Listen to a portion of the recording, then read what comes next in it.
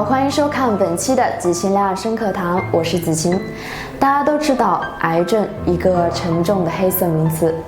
种种数据表明，其实癌症离我们并不遥远。人为什么会得癌症？得了癌症又有哪些预警信号？各种癌症又该如何防治？日常多吃一些预防癌症的食物。食物对于预防癌症具有重要的效果。第一呢是多吃罗汉果。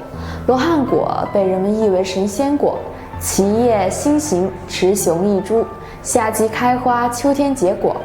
中医以其果实入药，含有罗汉果甜苷、多种氨基酸和维生素等药用成分，主治肺热痰火、咳嗽、咽喉炎、扁桃体炎、急性胃炎、便秘等等。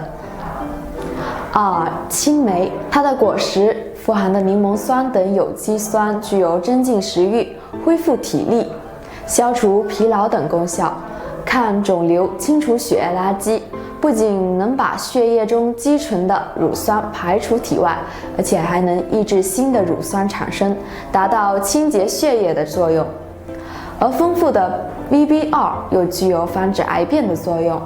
3. 无花果又称为抗癌果，它有抗炎消肿的功效，多吃能够增强体质，防止胰腺癌、淋巴肉瘤等的发展，对正常的细胞是不会产生危害的。4.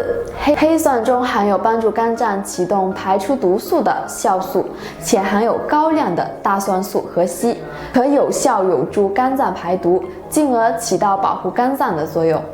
5. 地瓜，它的防癌效果居榜首，可以抑制和杀灭癌细胞，每天吃一点，提高身体的免疫力。好啦，今天的课堂就分享到这里啦，拜拜。